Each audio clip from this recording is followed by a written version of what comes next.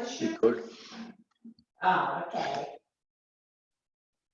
I'm so excited. Okay, so we're gonna pick up today, this morning, this afternoon, wherever we're at. Sorry, let me just get the computer better angled. Something blocking my cord. We're gonna pick up today, try to finish off the, some of the basics. Like we said, our sort of like an introductory share to the idea of a bari ושמא, and what the basis for the Manda Amar Bari Adif is going to be. And based on we should be able to finish up this sheet, today, make a bunch of different arrows, and be ready to to start moving on for tomorrow. So let's begin. Again, since we just had a weekend, the separation, I'm going to chazer over a quick couple of points before we jump back to the ideas that were found in the COVID shiurim, which was where we left off on Thursday. But we'll just chazer very quickly, at least amongst the Gedolei HaAchronim, what some of the approaches we saw to the idea of bari ושמא, bari adif. So on the one hand, remember the general problem was why in the world would a tainas bari be able to win a case? There's no Adam, there's no raya. So why does the tainas bari work? So we saw the idea that the Pnei Yehoshua tainas that whenever there's a tainas bari, there's really a raya, a built-in hochacha, that the tainas bari guy is right, and the hochacha was the svar that the Pnei Yehoshua brings, that ein adam toveya elim kein yeshlo. I would never make a claim against somebody unless I actually had money. That's just too much of an azus panim, too brazen, too crazy, to like walk over to a random guy and say you owe me something straight to your face. There's a degree of truth to that, especially by virtue of the fact that the other person doesn't really respond properly with his Shema line. So it makes a lot of sense. So there's a raya that Pnei Yehoshua had spoken about. That was one idea. The reason behind the bari ושמא bari adif is not the tainas bari that wins. It's the chazaka of ein adam tovei elim kein yeshlo. The other mahalach that we had, that this one really came from the Rishonim, was a twist or development within a shita of the Rimi Gashim of Abasar and Daf Lamed Dalet, where the Rimi Gash discussed the idea that when you have a tainas bari, he spoke at the concept that a tainas bari can shift the muchzakos over to the person who has the tainas to the tainas bari. Okay, and really the guy with the tainas shema then becomes the motzi mechabeiro, because on the fly, if you don't know what you're talking about, and he does know what he's talking about, so he's like more of a muchzak, more of a definitive possessor of that item than you.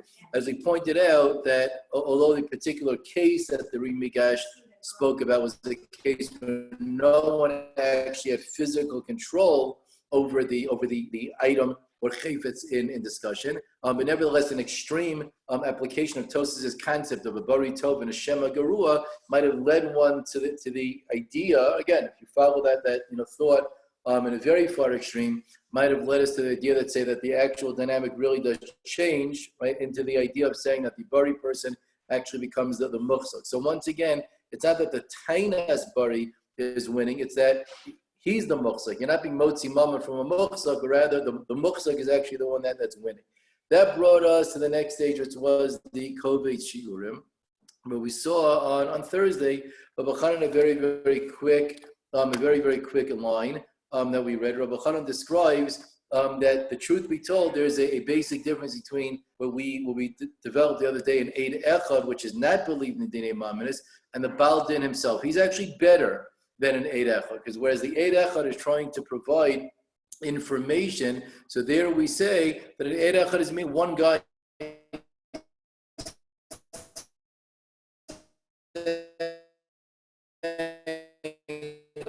Reuben is strong enough for us because it's only, it doesn't only have bnei amanas. On the other hand, Rabbi Chanan says when it's also one guy, but that one guy is the Baal Davar, and he's making what Rabbi Chanan called a taina on the other person. I'm laying a claim against you. So that taina, Rabbi Chanan says, has a force to it.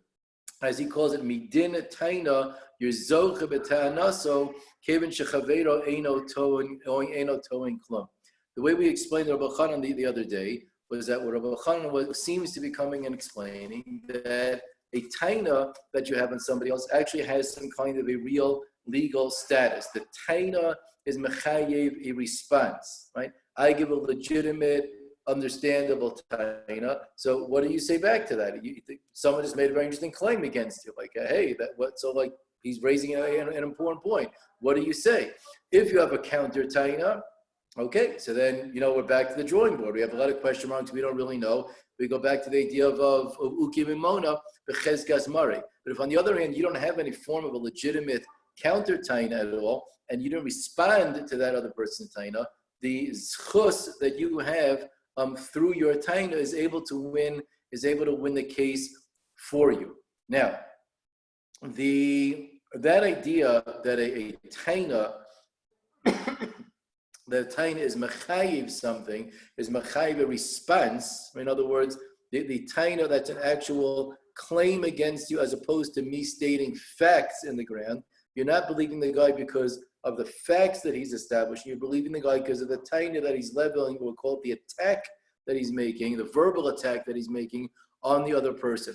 Lamaisa, hopefully you notice in the Rambam, in the Chosoin B'nit and Perek Vav, Halacha Aleph, when the Rambam describes the process of a Bezdin, so the Rambam actually says something that would give basis to this idea that Rabbi Chanan is developing over here. So let's read quickly the words of the Rambam and highlight a couple of lines over here. Balidinim Shabbat LeBezdin, Balidinim come to a Bezdin, Tona Echad V'Amar, Manali Yeshli Etzlacha Eitz Ozeh Shehil Visiv, if Kadati Etzlo, I lent him money, I deposited something by him, or she gozel me money, or he was gozel something from me. Oh, she actually ate up his schar, or he owes me money as a schar. He owed me a salary. And the nitan's response is, I'm not chayiv anything. Okay, or ein lecha biyadi klum. I have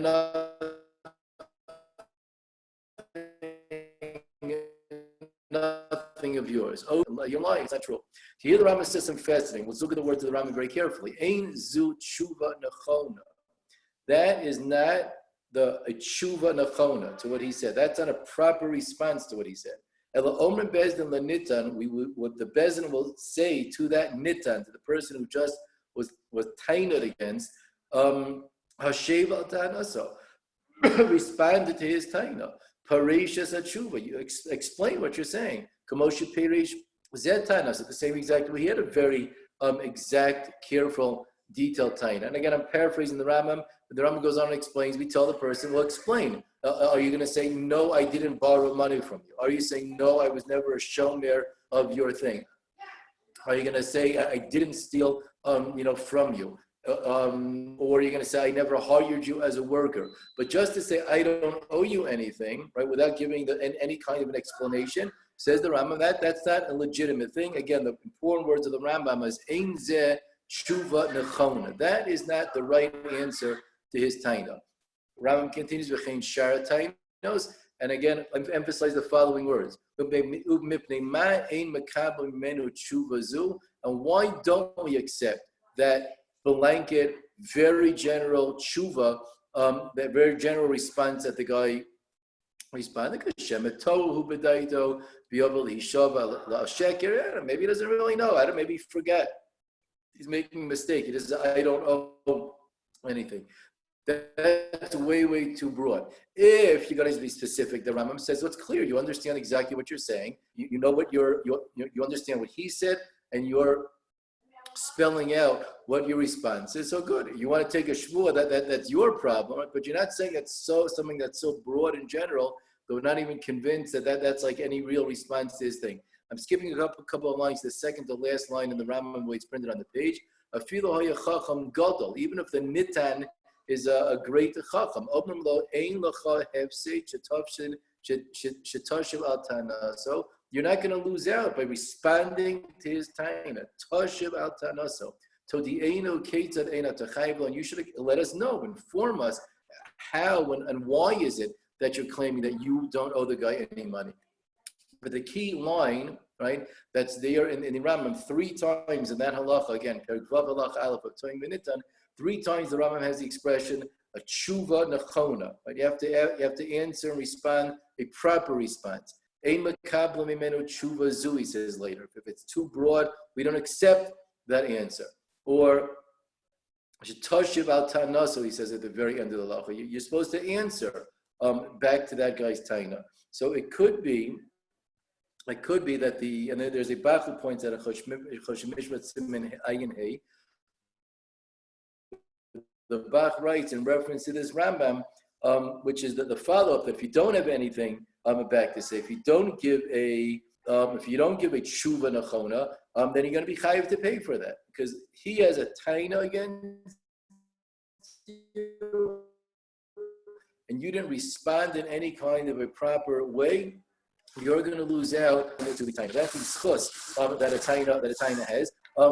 To emphasize right now, before we go further with this idea, according to this Rabbi Chanan, it's not that the bari wins, but rather what's happening is that the shema is the loser, right? If you don't say anything, there's a general din that's there in the halachas of toin v'nitan. If you don't have a response to a taina, if you don't have a legitimate response to a taina, then you're going to lose out. You're mechuyev to put up a defense, and if you don't have a proper kind of a response to the taina, then you're basically doomed. Over here. The truth be told, that idea is spoken out in some of the other achronim also. So there is a couple of lines in Shara Yosher by Reb Shimon and Shar Vav in Perek Yud Daled, where Reb Shimon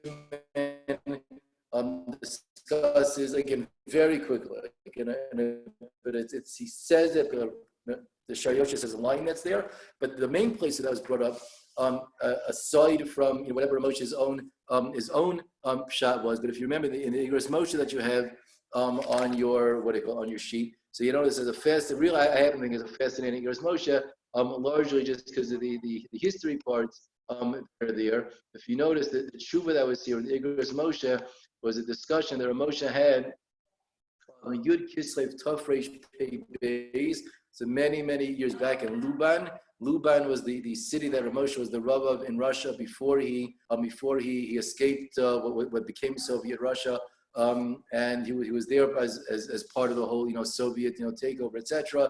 Went through a lot of hardships in the new regime in Soviet Russia. Eventually escaped and made it to the States. And Moshe's discussion over here again, and the tshuvas that were written in Luban in Europe were very early tshuvas that Moshe wrote. And here he was writing an exchange of letters to Rav Shach, the famous Rav Shach from eventually from Bnei Brak. This is when Rav Shach was still the Rosh Yeshiva in Slutsk, and this is all pre-war and all these things before the world totally turned upside down. That these two giants had a written exchange, a discussion about there was the tshuva itself eventually had a halacha issue to it also. But the basic tshuva was really just a talk and learning, as it says in the top, about the concept of bari ושמא, some sugis about migos, some sugis about chazaka. And if I'm holding the Moshe in my hand, and there are 5 anafim, there are 5 separate chapters basically in that tshuva. And the first part of the first one deals with the bari ושמא part. So if you notice here, Rav Shach definitely explained the idea of bari ושמא similar to the idea that Rabbi Chanan had spoken about. Again, these are all people that lived at the same time. Some might have been learned by Rabbi Chanan in Baranovich. He was basically a contemporary. He's a contemporary of Shach and Ramosha. So Ramosha writes at the beginning of the tshuva. Let's read a couple of lines inside, just to get the idea over one more time, and then we'll talk about some of the issues. How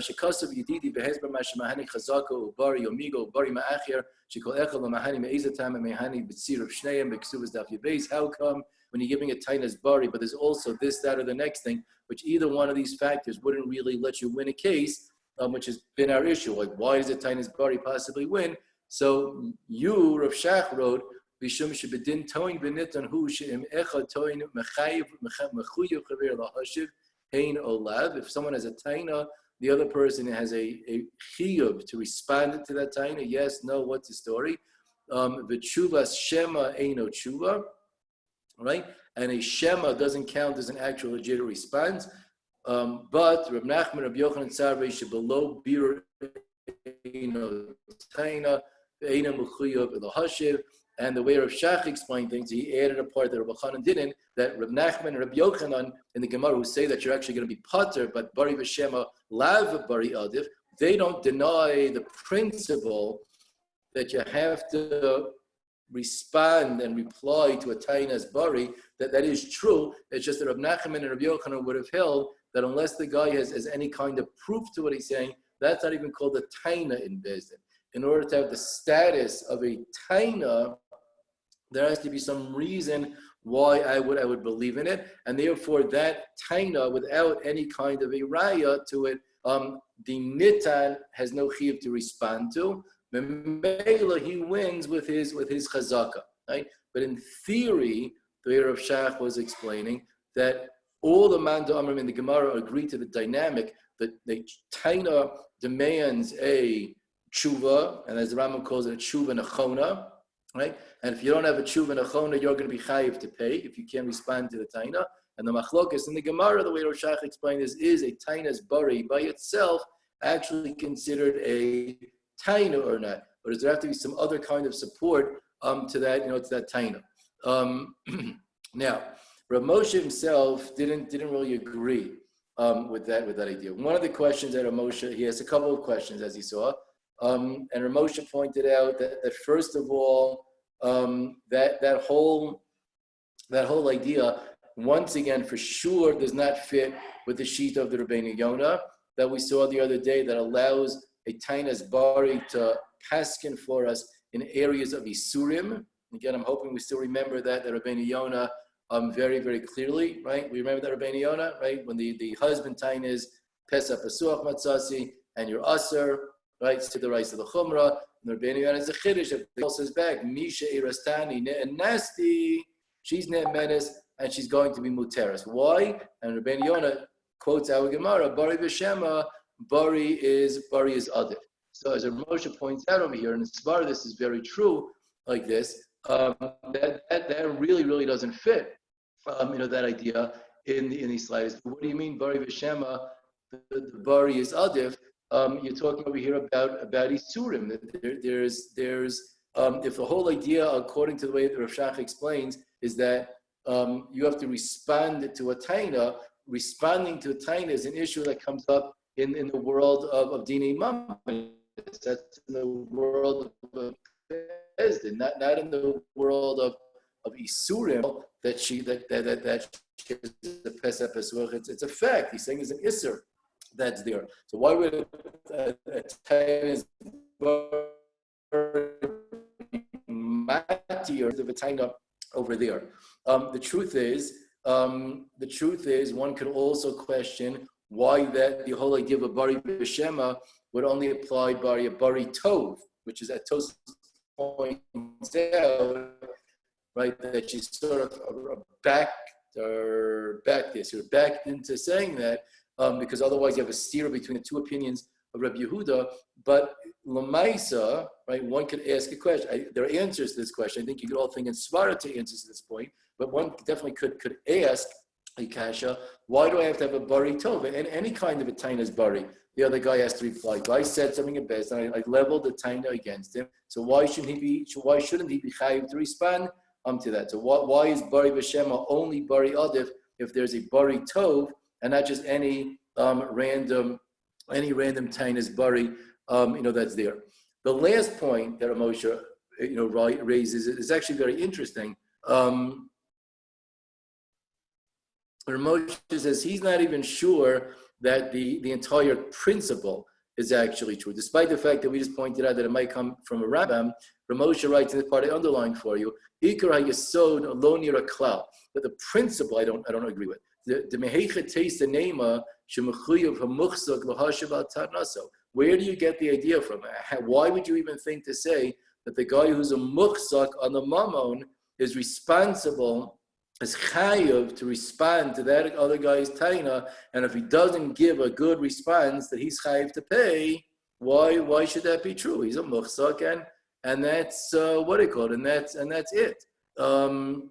And Moshe goes on that point, and he again, he's very clear of the opinion that he doesn't see why, why the Taina actually demands any real kind of response to the degree that we be mechayiv him to pay if the guy doesn't respond with a tshuva nachona. So Moshe says, I don't agree with what you're saying. I don't think that pshat fits all the applications of the idea of what a bari ושמא bari adif means. And then he says, and conceptually, I'm not even sure that the rule that you're saying that a taina demands a response is actually true, and if that has any actual basis to it. Let's point out, right, that the Rambam himself did not actually say befeirush that if you don't give a tshuva nachona that you're chayiv to pay. Right? The Rambam just says when there's a taina and the nitan gives a wishy-washy answer, we say, talk to us, explain what's on your mind. The Rambam doesn't speak about the next stage, in any kind of a befeirush way. What happens if the guy doesn't really say any kind of a good response? Does that automatically mean he forfeits his right to the money, or not? So Moshe is definitely in the clear, with a that they have such a that you have such a responsibility to respond to a taina. There is one point though that actually fits in beautifully according to the Mahalach of Rabbi Chanan and Rav Shach. Remember which Gemara that is? I'm not sure if my screen is paused for a second. I'm going to keep on going there.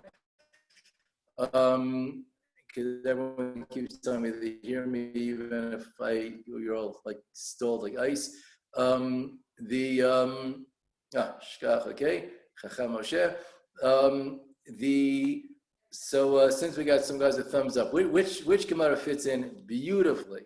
We see, can't expect Aaron Seebeck to answer because he's got something in his mouth that looks like from over there. So I don't just spit the pen at me all the way back to Eretz Yisrael. But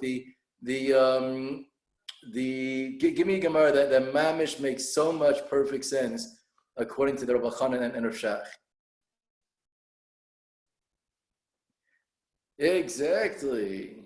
Beautiful. Gavaldi.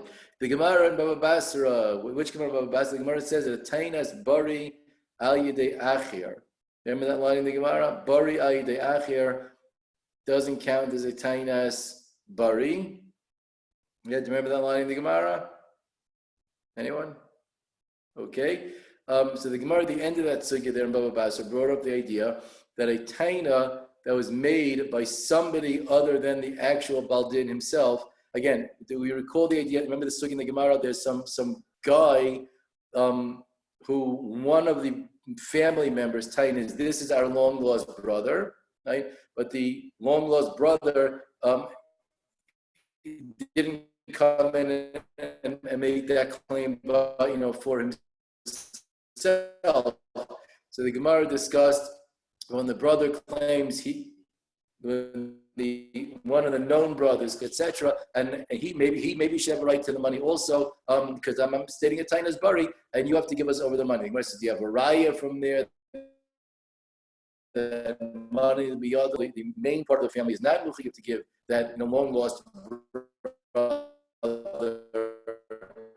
the suffix we call him, any of the Yerusha money. And the Rava said back in the Gemara, that's not a raya to anything because that's not a raya to anything, that's a bari ayidei achir. The suffix didn't make any taina, only one of the known brothers said, he's our brother and let's give him Yerusha. Bari ayidei achir doesn't count as a taina's bari. So that line in the Gemara, it makes so much sense according to this pshat in the Kovet Shiurim. Why?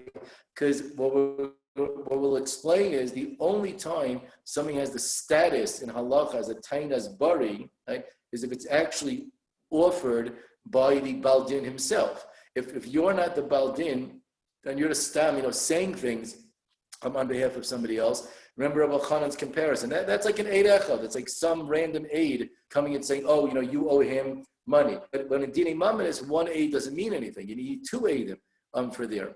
So bari ayidei achir, right? I'm going to make up words that Rabbi Chanan didn't actually use, but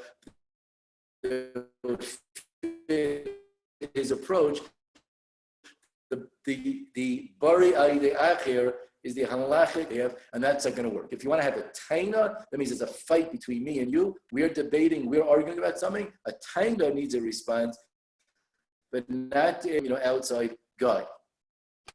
Okay. Weiter over here in the sugya a little bit. Let's talk about the Igros Moshe himself. It was a very, very interesting, approach over here to Bari ושמא. So Igros Moshe here. Again, I'm assuming we got through, the ABCs. If not, Chazard over, later.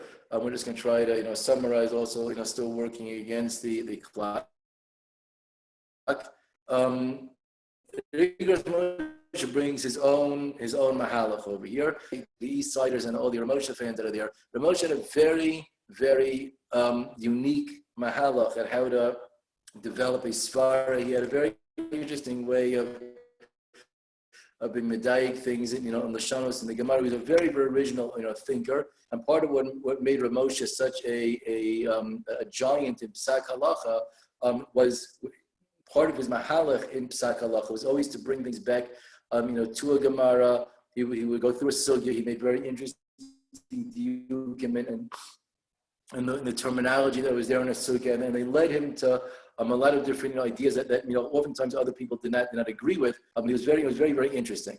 And Moshe basically comes along and says as follows. Okay, and again, it puts a smile. Really, to me at least, these things put a big smile on your face.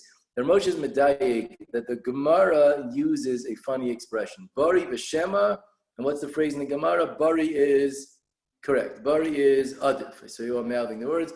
Bari ושמא, Bari is adif, and the word Bari adif means that Bari is. Let's do it on mute for. Not a word though. Stronger.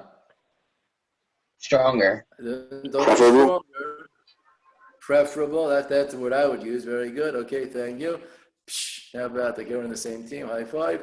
Bari is preferred. Bari preferable. You might be able to say better, right, for there. Adif means it's preferred. Okay. So the Moshe now says, okay, let's look at what the Gemara says. Right. It doesn't say that the Bari wins, that the Bari is true, that the Bari guy is right. Right. The Bari is adif. Now, when you speak about the word preferred, okay, just keep your mutes off for a second. Just describe to me the word preferred. How do we use that word? It's that if we had nowhere else to go, we would rely on that, whatever side was preferred more than the other. But it's not a certain, we're going to rely on this completely in a total sense. It's more that because we're going to lean towards this, but not rely on this totally. Very good. Preferred always means, right, that when given two options, there's, whatever the reason might be, we choose that option over the other. As Aaron just said, it doesn't, and as Moshe, it doesn't necessarily mean that we know for sure that one is right and one is true. Given the scenario, right, it's something that we prefer to use and prefer to do over the other. So let's explain. When you have no muhsak on an actual thing, okay. So we're going to just backtrack. Let's say for argument's sake, there's no muhsak on something. You have two people fighting about something and demanding something from a business. I want that, I want that, etc. One guy's coming with a tainas bari, the other guy's coming with a tainas shema. So Moshe says, listen, if there are two people randomly arguing about who owns that thing, that's there. Again, not about a muhsak yet, but two people arguing about a random thing.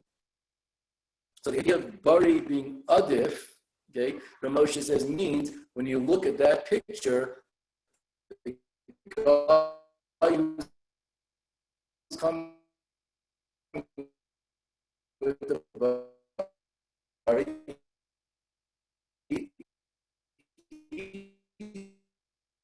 he's actually preferred that we're going to pick that over the taina shema. The bari tain is better than the other one. Again, to make them out of these times.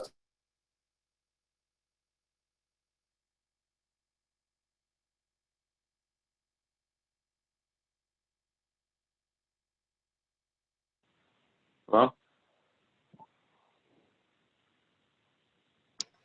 I think Rebbe cut out for a second.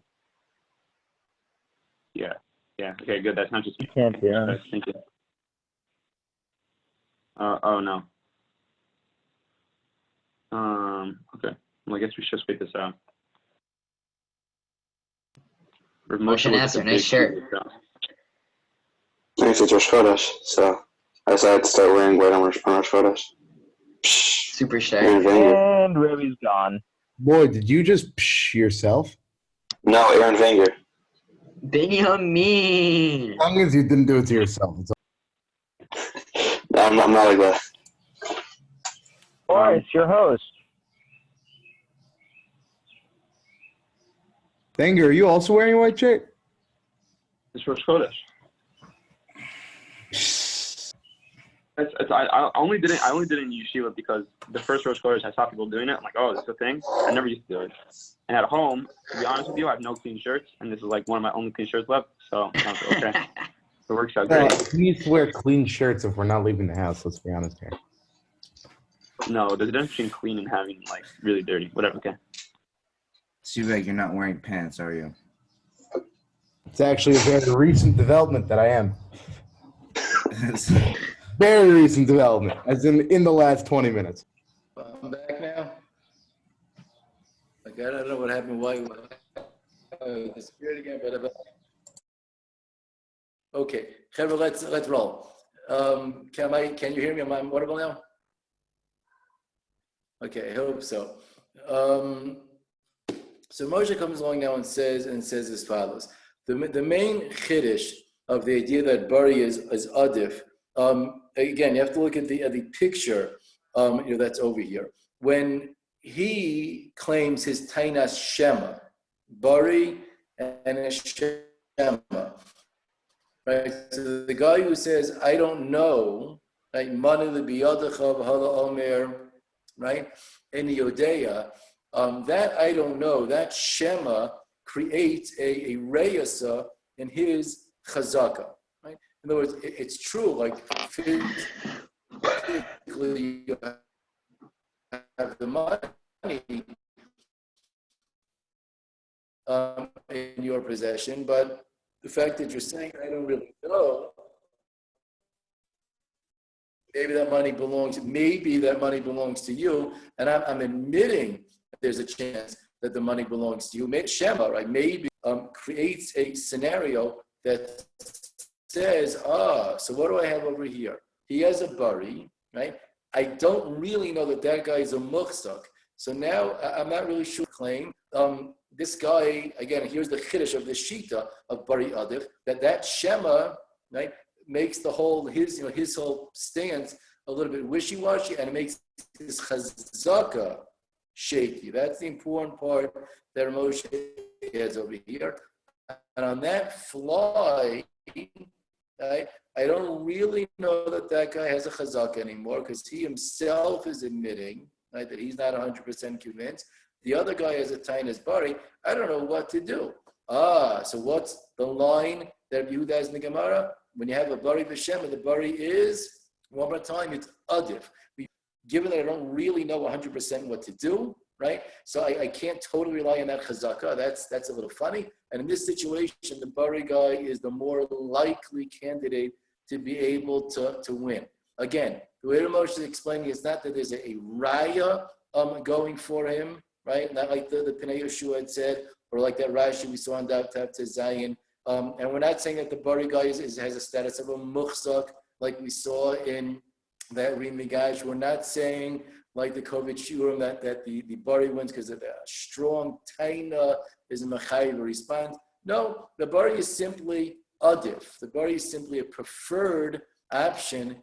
That's going to be there. Given your shaky chazaka, your shaky muchzakos because of your shema, and the strength and the impressiveness of the credibility of a tainas bari, we say we're going to vote for the bari option over the other. Now, the Lamaisa, we could still bring up the question, according to this option over here, is this kind of a svara limited to dinimaminis or not? Is this only like a monetary issue? Again, the idea that Moshe said is a bari has an adifus, is a preferred approach when I don't have to combat somebody else's chezkas mama. Right? What happens when it comes to isurim? Okay. Again, he doesn't really clearly address that shita of the Rabbeinu Yonah, right? But do we say a bari is adif when there's a suffix iser? Let's come back to that case, right? The bal tainas pesach pesach matzasi, right? And there's a sveika daraisa l'chumra, nem on the osra alav. Okay, the girl tainas meisheiras tani ne'enasti, a tainas bari, right? Rabbeinu Yonah says she's going to be muteras. So what Moshe doesn't directly address, this is what we'd have to bring up as a question mark, is that svara that there's an adifus to a bari. Does that say, yeah, like even against it says it's only a suffix, so we don't really know, and other if it's better, she's better than a suffix. Again, that's questionable whether or not we'd be allowed to matir and iser based on that idea. As Moshe himself, seems to write, part of what's going on over here is that the other person's chazaka is not really so convincing.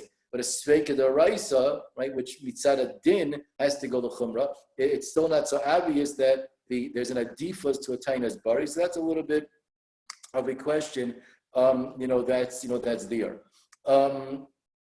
One also, right, could definitely bring up the question, according to Moshe's mahalach here, just to raise as an issue, is whether or not the idea that a bari aide achir doesn't count, right, which is seems to be the maskan of the Gemara in Baba Basra. Is that true anymore? Is that so obvious that a bari aide achir shouldn't count when someone else makes the tainas bari? Maybe according to Moshe, one could have said that, well, listen, take the same svara. We don't really know what to do. I have a big question. Is this guy using the case in Baba Bas? Is he one of the brothers? Is he not? Someone's saying that he's one of them. Someone's giving a tainas bari. Yes, he's one of the brothers. It's not the Baal Din himself that's saying that, but someone is definitely saying as a bari, and no one else has any stronger claim. I'm the only one who's claiming to know what's going on. So maybe one would have thought that a bari aidei acher taka should work according to there goes Moshe, but yet again the maskana Gemara definitely seems to be that doesn't work. So that definitely has to be raised as a question or an issue on the approach of Rav Moshe. Okay, there's one final. There's going to be approach number 5 about Bari ושמא. Just hold on one second. Let me just align something on the Maramacon.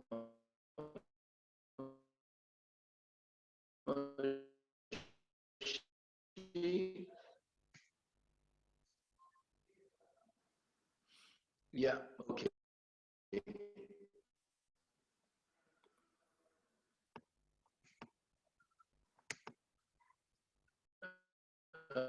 Sorry. Just get up.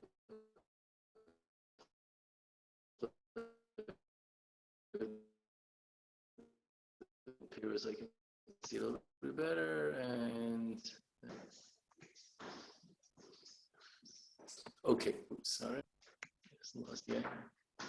Okay, so let's go. This last approach we're going to discuss, great Rosh Yeshiva, either to Rav נחum Persovitz, whom we definitely spoke about this idea,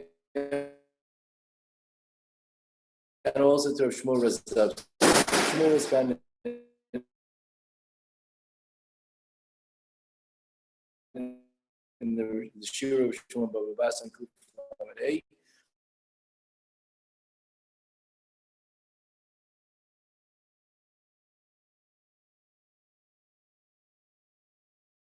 Hello?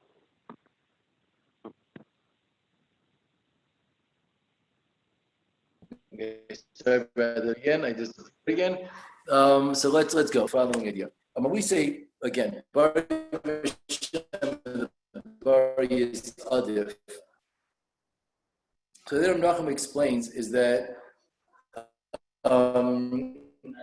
the tainas bari, as far as we're concerned, there's no real suffix over here.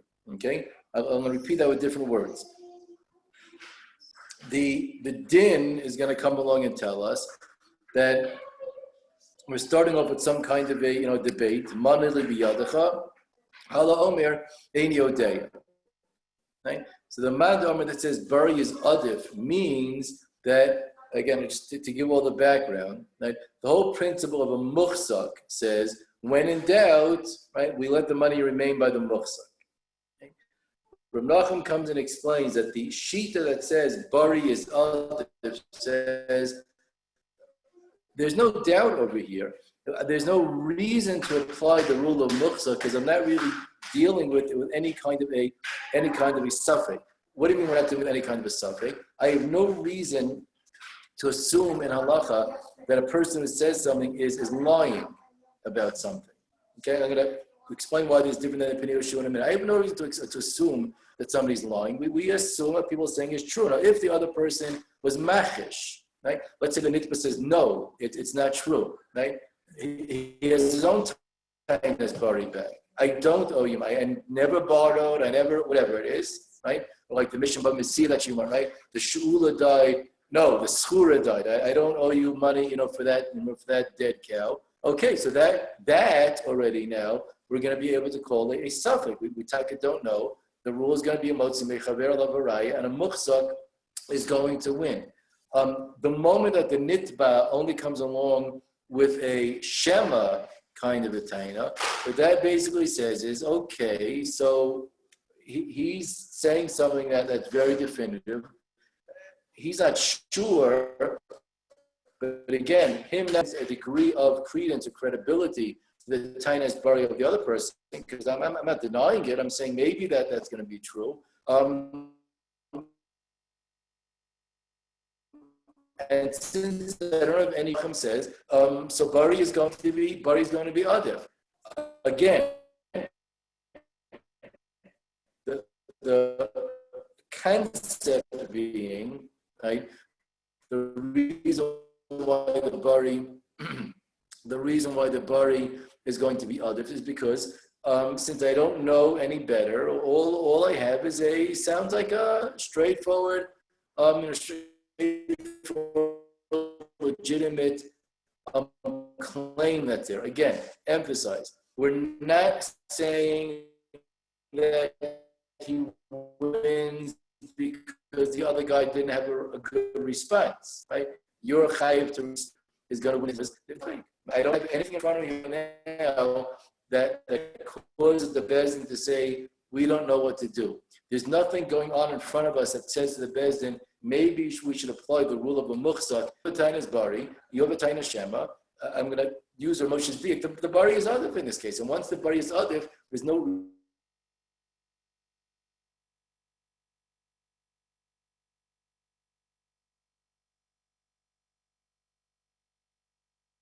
Okay, sorry, I'm not sure why you keep crashing, but let's use the idea that you saw in the Tosis here in Sota, where נחum brings one of his main rayas from this case over here. The Mishnah itself in Sota and Daf Kafei, okay, deals with a case where we all know what a Sota is. It's actually in this week's parasha. You'll have a Dvar Torah to say on Shabbos. I'm telling you about the parasha Sota. The Mishnah speaks about a case where they had a girl who was a Sota, okay, meaning to say she was accused, etc. She hadn't yet drunk from the what's called the meichata, so the mei sota that were there. Okay, the drinking of the sota waters is what's megalit us whether or not the girl actually was mizana or not, right? Whether or not she's mutter or usher to the husband. Okay, before that stage, just to make sure we got it all clear, before she drinks from the sota waters, she's becheska as being a suffix iser. Okay, the Gemara has a line, we treat her like a vadai, but lamaisa she's usher because we're not sure what her status actually is. Then the Mishnah deals with the case of what happens when the husband is nifter, the husband dies before the girl is able to drink from the sota water. So now we never know what was going to happen.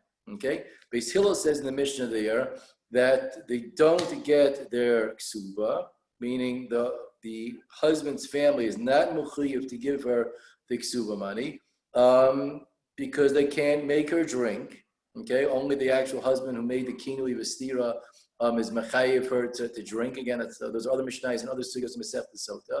So now you're left with the situation where the girl, just to paint the picture of Tosis, was a suffix situation of if she was a sota, she doesn't deserve the ksuba. If she's not really usher, then it does deserve her ksuba.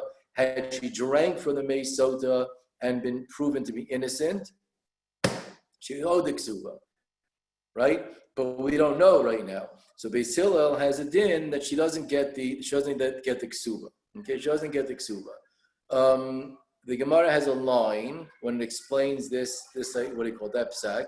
The Beis Hillel holds that a shtar ha'omei ligvos is lav kikavu idami.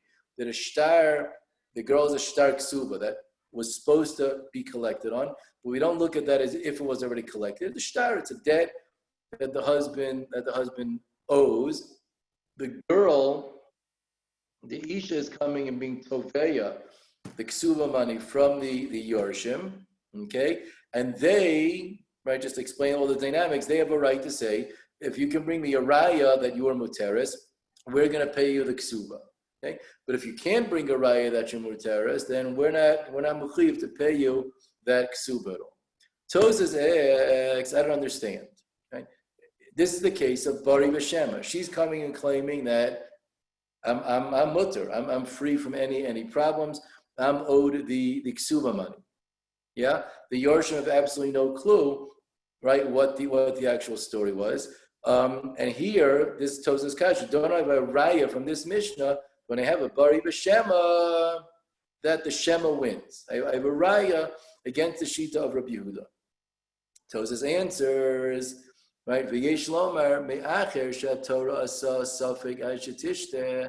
Since the Torah treats her as a suffix until she drinks, she has no right to make a tainas bari anymore. She's taining, I'm okay. Right? But since the Torah says, but you're a sota, there's a suffix, we don't know the story, her tainas bari can't win anymore. So Rabbi נחum has a very, very sharp diak in that line. It says, amazing how you have to have like what Gedolim are, right? But to have the entirety of the Shas and the Rishon on your fingertips. It's an interesting teretz of Tosas. Rabbi נחum says, it's beautiful. Let's take a look at that teretz. The reason why that case of Sota is not a raya, right? That lav bari adif is because that case the Torah says is a suffix. That's a suffix over there. So the muksa guy wins when you have a suffix. Says Rabbi נחum, you know what that means? That means every time we have a regular classic case of Bari ושמא that the Gemara is arguing about, I say manali biyadacha, you say in yodeya. You know why the Bari guy wins? Because it's not a suffix. Because we look at that case as there is no doubt in the slightest bit. Given the facts in front of me, he has a tainas Bari, he has a tainas Shema. That's not a suffix. The tainas Bari guy is going to win, and I don't apply muchzak at all because there's no suffix. Says Rabbi נחum, but you see from that line in Tosas, there Masechta Sota Kafei, that the moment that there is a degree of suffix, the tainas Bari already is not going to be able to win. A beautiful, beautiful pshat. Rabbi Shmuel, when he discusses this, says that this idea that we don't look at the scenario as a scenario of suffix, says Rabbi Shmuel, that might have to do. This pshat might have to do a little bit about the question of a bari al yedei achya. Does that count as a legitimate tainas bari or not? If there's somebody else taining the taina, okay, so maybe, right? Maybe, so Yosef back in the shir, maybe Rav Shmuel says that we might have been able to say that other guy is also believed, maybe, right? He's going to be believed. We have that dynamic again. There's no real suffix going on over there. The opinion of Rava in the Gemara who says that the tainas bari adi acher is accepted, right? Might agree with that. Abaye is the one in the Gemara who says that, but it's a bari adi acher. That doesn't, someone else can't tainas bari, for you. So Shmuel explains that he might be coming along and saying that the moment that it's somebody else who is advancing the bari and not the Baldin himself, so the other guy doesn't really have any like we call it zchus to say anything in this case. So we are still going to look at that as some form of a suffix, and that Tainas Bari is not going to work. We notice over here that this explanation, that when there's a Bari, we view this as if there is no suffix at all. That for sure can explain the sheet of the Rabbeinu Yonah, right, who tells us that a Tainas Bari works even against a suffix Isser. Because what was the idea? If there's a Tainas Bari, if someone's telling us the facts, then there's no longer a suffix Isser anymore. Then there's no reason that you would have to be machmir in that. So no reason why you'd have to be machmir in that kind of a case. So let's chazor over very quickly now 5 mahalchim in Bari ושמא Bari Adif. And again, all of this has been explaining why the Bari is Adif, and we don't apply the ukim emona b'chezkas Mari, but we don't tell the chezkas mama that's there. So we had a couple of basic ideas, right? One, just to make a list. One was the idea that the Tainas Bari has a raya on behalf of him. There's a hochacha. Ein adam toveya elam ken yeshlo. Another idea was that the Bari, again, in relation to the muchzak, the Bari becomes the muchzak, and the Shema loses his status as a muchzak. A third explanation was that the Shema loses, right? Because the Shema guy who's not responding properly, he loses out, right? So again, the Bari doesn't beat the Chazaka, it's that the Shema guy messed himself up, right? You messed up, you lost, okay? Another idea was to come along. This is the idea that Moshe described. The idea that a Shema is not considered a muchzak. The Shema creates a reyasa in the muchzak that says, under the circumstances, the Bari is adif. The Bari is preferred. I have a suffix. I don't know what to do. The Bari is preferred. Okay? The fifth idea that we had was to come along and tell us that when you have a Bari, a Bari v'Shema dynamic, we actually look at this as if there is no suffix at all. That dynamic means there's no doubt in front of us. It's obvious to us in this kind of a circumstance that the rule is supposed to be in accordance of the guy with the Bari. And again, we had a riot to that from the Tosing Subis on Daf Kafeh. So those are the 5 mahalchim about Tainas Bari. And then tomorrow, Mirta Hashem, we're going to move on with some of the next stages of the sugya over here. So we're going to be pausing for right now. And if any